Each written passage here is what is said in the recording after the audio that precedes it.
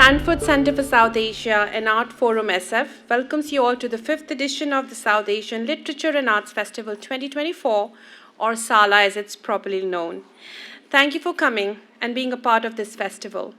Before we begin, a big thank you to all our sponsors who enabled us to bring this quality of a festival to our Bay Area community. Today's panel is Poetic Influences. The keynote speakers is Salima Hashmi in conversation with Kausar Munir. Everyone knows, so I don't need to really make a lot of introductions about them. Just a few house rules before we begin our program. Please keep your cell phones on silent and no video recording. There will be 15 minutes of QA after the discussion, and books by all the authors are available for sale and for signing outside in the atrium. There's our art exhibition also going on above the BCC. Please do take time out to go and take a look at it, as well as our vendors who are supporting the festival. We would also like to remind everyone that today's Shashi Tharoor panel has been moved to the Hawk Auditorium, and it begins at 6:15 p.m. There will be signage outside which you can follow to go to the auditorium. And with that, let's welcome our panelists with a big round of applause.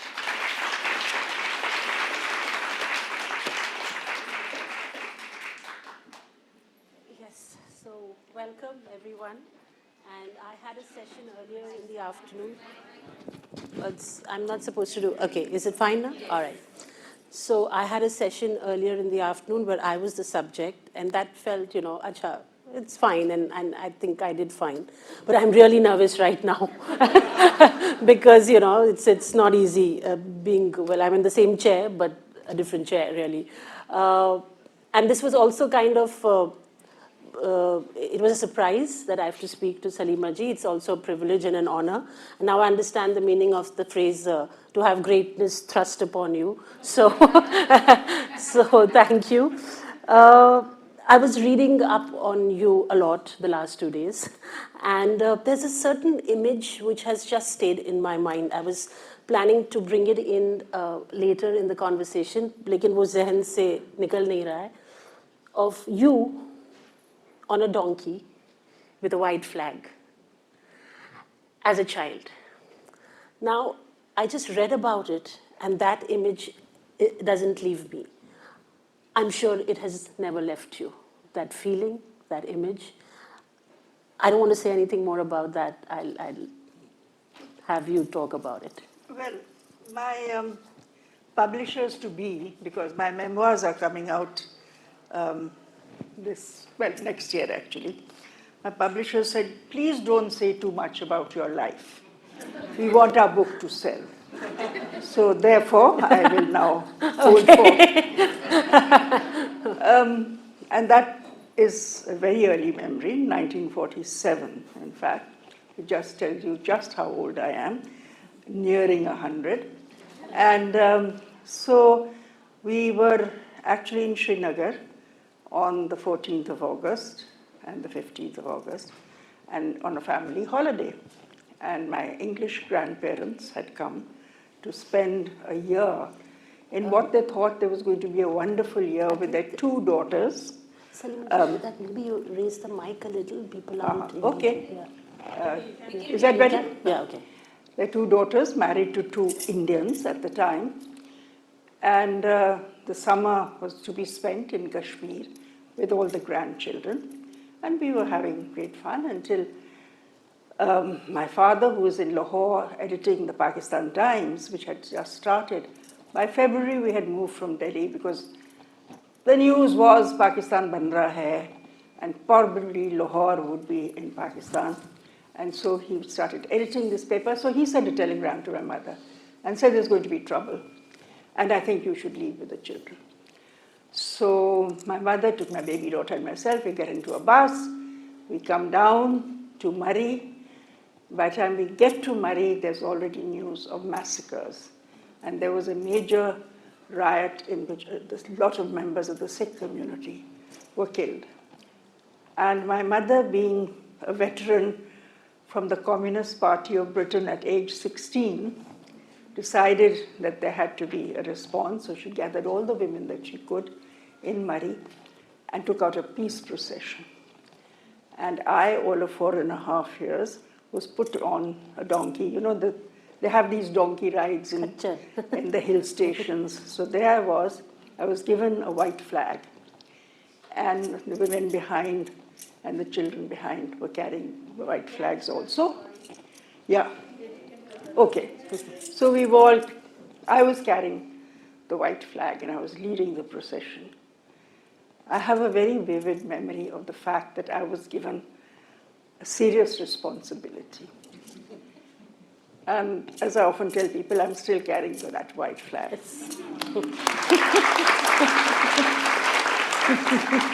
And that's exactly why, of course, it's a powerful image. But besides that, that's exactly why I think I'm glad I began with this, because you still are. And I think you are also leading a certain movement for women, which is a movement of ways of seeing. I mean, the work that you do with your own, the artwork that you create, what you write about, what you curate, and what you accumulate in terms of the art history. But I think it's very important for you to kind of, if not lead, at least, mentor and be able to be a prism for women perspective and ways of seeing by women. So I think perhaps that's where, I'm not sure if that's where it came from, but I'm very sure that's where it began. So I'd like you to tell us something about the importance of being able to represent women in their unique way of seeing. Yes, it didn't happen, suddenly. It was part of, growing up in the subcontinent, I should say, where women learn ways of surviving in a severely patriarchal society.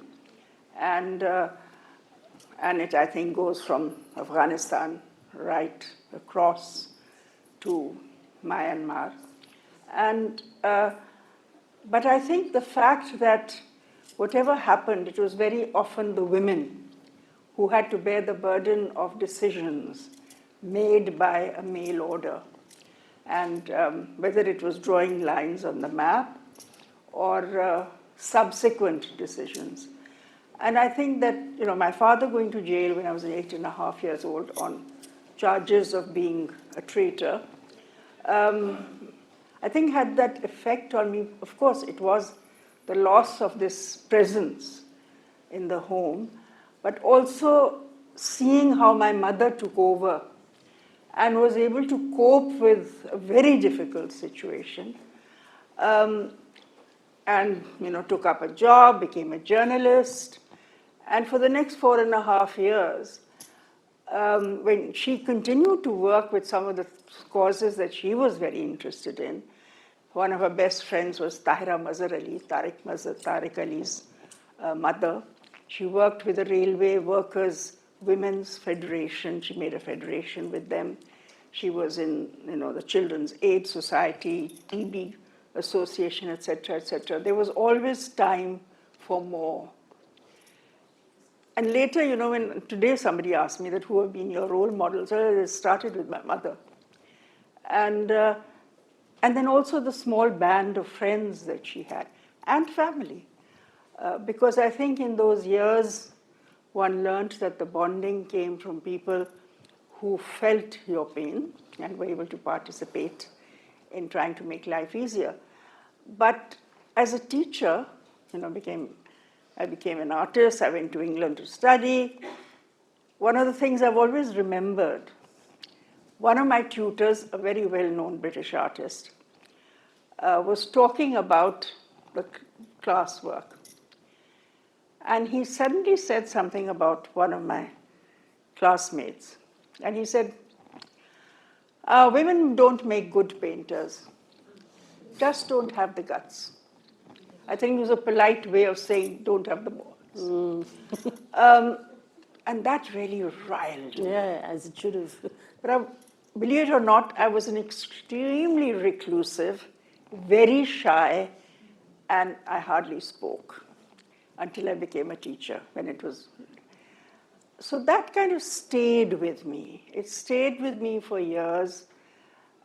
until the time, number one, that I started working in television during the Bhutto years. My husband had been to RADA, he was an economist, so we had another life as satirists on television. But the Zia years really crystallized what I'd been feeling for a long time. And that was that in Pakistan, women were the teachers in the art departments, but men were the practitioners. And it was assumed that to be an artist, you were this hard-drinking, hard-smoking, bohemian type, and that is what made an artist. I learned when the curtain dropped during Zia's period, when suddenly all of this creative world was severely clamped down on, that my male artist friends switched to doing calligraphy and landscapes, things that were reasonably innocuous. And I found that the women were not.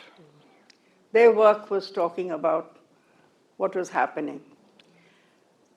And I suddenly saw that, okay, so this is a space in which we have to bear the responsibility that we take on. And it was not me. It was really the band of women, which included people like Asma Jahangir, the activist. It was women poets like Zehra Nigar, like Kishwar Naheed, like Fahmida Rayaz. It was theatre people at the Ajoka Theatre. It seemed that suddenly this suppression could only be combated by the women's movement.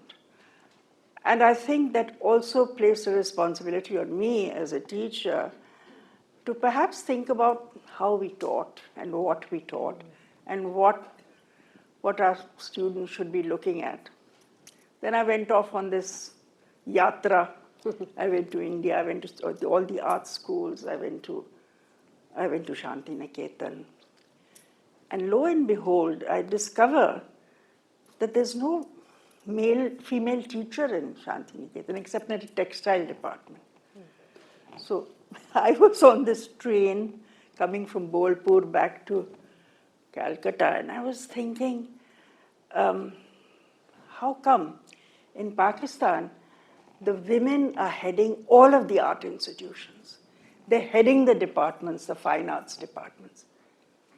Why not here in India? And in this train, I'm standing, there's no room, and this girl comes up to me and she said, I saw you in the studio in Vishwabharati, and are you an NRI? And I said, no, I've come from Pakistan. So she said, oh. So I said, please tell me. And she said, I've just finished my MA in art history, and I came first, and so on. So I said, well, I guess they'll take you on as a teacher. So she looks at me and says, you must be joking. They don't take on women teachers. I said, I noticed there were very few women in the faculty. She said, there are none. There are 2 women in the textile department, male order. And that was a revelation for me, because I had this sort of idea that they have. And that's what got me going on looking at the fact that I think there's a story here. And the story is of the fearlessness of women artists of Pakistan. And we got together and we wrote a manifesto for ourselves called the Manifesto of the Women Artists of Pakistan. And that kind of led us through the next rather difficult years until I told this story yesterday. One of my male friends said, Salima, sara waqt tum women artists ke shows karti rehti ho, hamara kya banega? 5,000 years start you've had. Yes. Please give us a break. So yeah, that's the story of women artists of Pakistan, and there's much more. Did you send that manifesto to your English tutor? Yes, I should have. Yes. No, but of course, in the 60s, which was a time of turmoil in the West in terms of the anti-Vietnam War demonstrations, and used to take part in it, go and sit outside South Africa House every Sunday, anti-apartheid, etc. But it was also the time when you came across the innate racism that was there, even among the artists community and certainly in art schools. I remember one of my art teachers who had been in India told me, yes, Jallianwala Bagh shouldn't have happened. Chap lost his head. So I was so stunned, I had nothing to say to that. If the only way that you could describe what happened and to excuse the massacre was to say, chap lost his head. So I think at that young age, you kind of sift things and filter things. And when you're confronted with history, and the fact that the colonial presence is alive and well. In fact, it's alive and well right now, as we know. So I think this session should have been called the political influences. Rather than poetic. But where do they intersect? You have to tell me. Well, again, to quote you, all personal is political. And you kind of grew up in I'd say a politically charged environment, because your father was and is still one of the most celebrated poets, but it is his political stance and his political language for which he was incarcerated, and all of that would have definitely been a very sort of a defining layer in all of your work and your life. I think not just him, I think it was his generation also.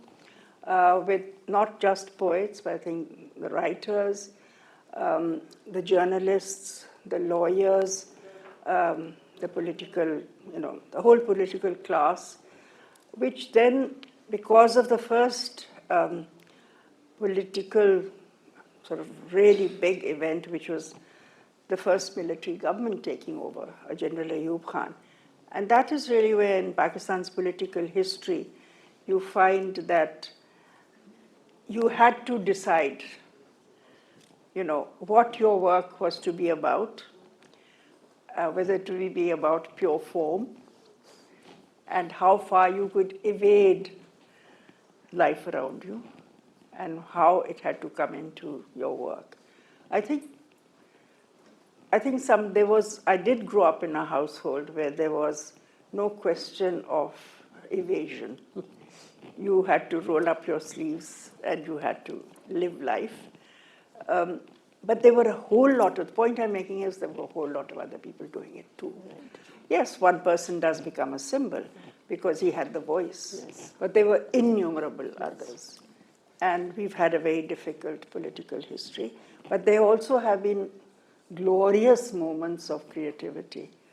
And I think that is where the human spirit teaches you to really believe in the people that are around you, that you grow up with.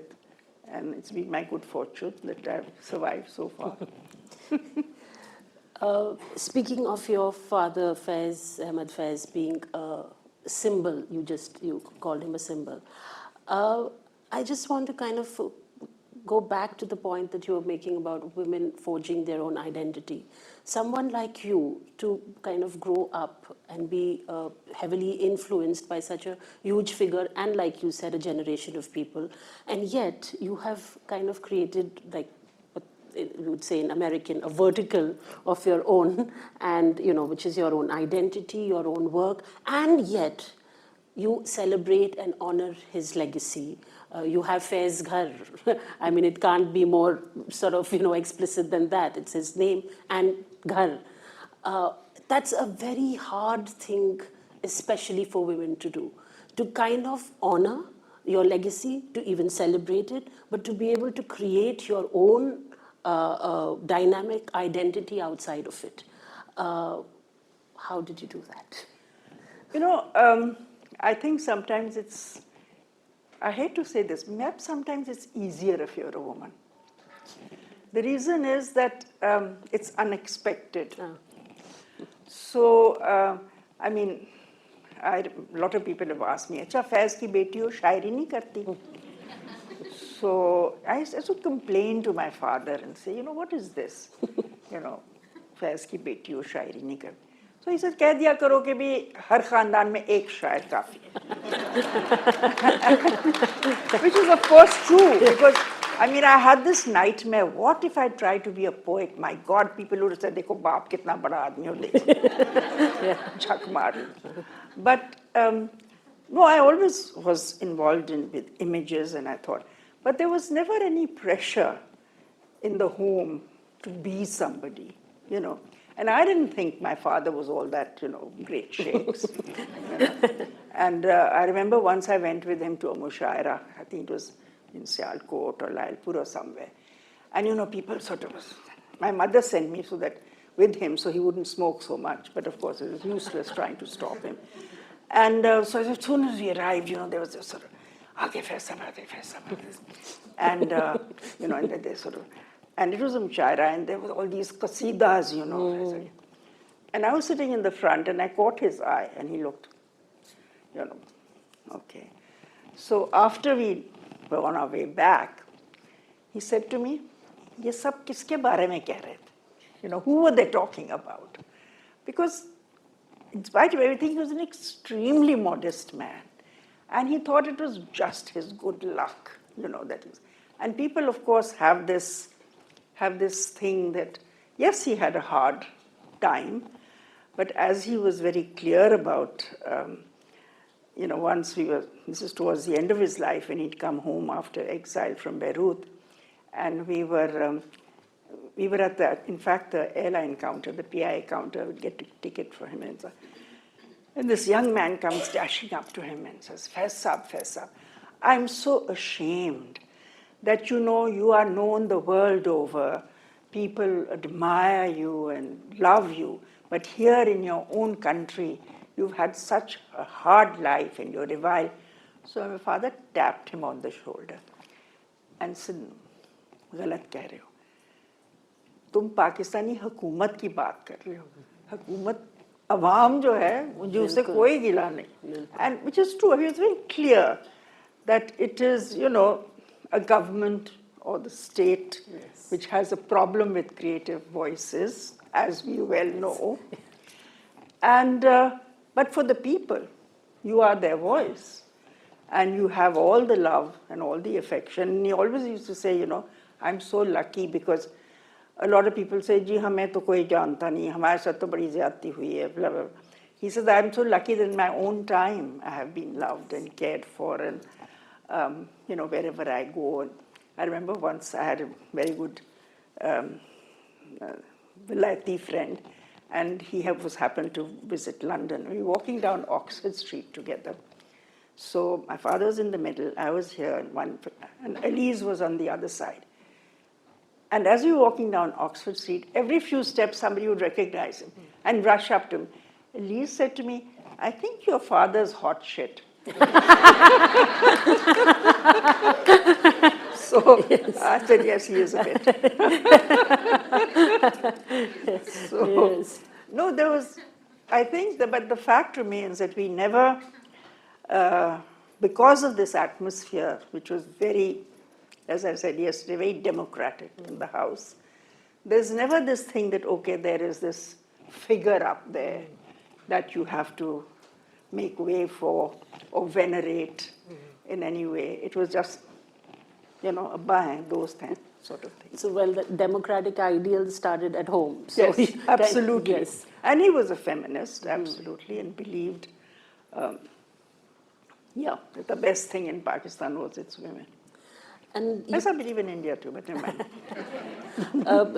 Earlier you were saying that some people, I mean, to ask you that, oh, Faiz साहब की बेटी और शायरी नहीं करती. मैं अगर आप बम्बई में होती, in the film industry, nepotism का इल्जाम लग जाता.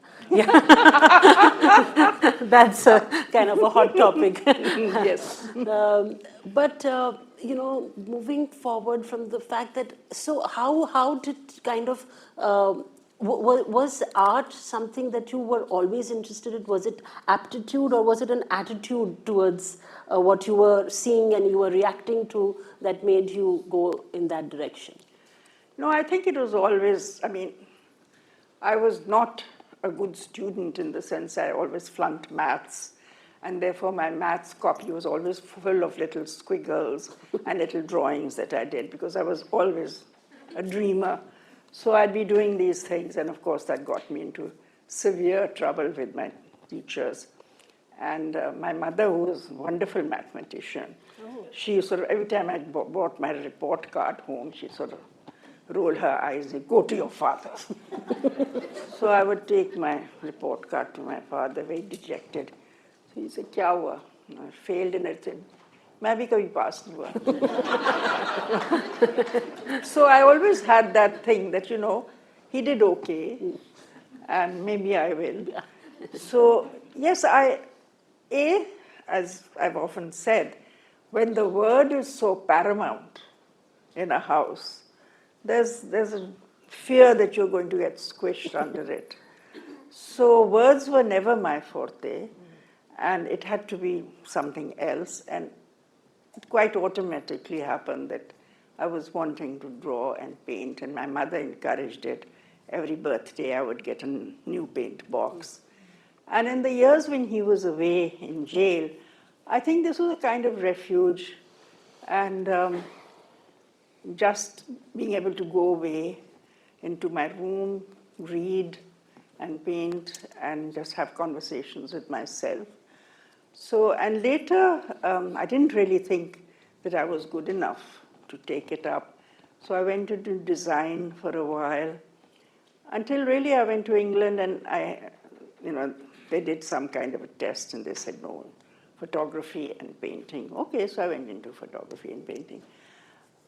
I suppose it was a way of internalizing certain things which were there in the household, which were those poetic influences that we're supposed to be talking about. Yes. And so it happened in ways that you didn't really think about very much, until there came moments in your life when you needed to really say something about a very deeply felt emotion or feeling, and then that became the best way to talk about it. So like poetry on canvas. Yes. So in that sense, what would you say, again, since we're to talk of poetic influences, what would you say is poetry for you? I was afraid you'd ask that. I was thinking, I often thought about poetry, and especially because when I was thinking about writing on women artists of Pakistan, and then I started reading a lot about where are the women in history, art history. And then, the thought was that why is art history the way that it is? And of course, as soon as you start reading, it comes upon you that it's because it's a white, male, Eurocentric way of writing history, art history, or any kind of history for that matter. But out of that, I thought, just the way that I saw a pulkari being made, which is this embroidered. And I thought, that's poetry. Or the unsigned dupatta that my dadi used to wear, which had the most exquisite white embroidery. That's poetry. And yes, it is not the required definition in which we think words make poetry. They don't. I think those experiences that are difficult to describe in ordinary ways and which take us beyond ourselves, that's poetry. And we create it so that others can also go beyond themselves. At least that's what it is.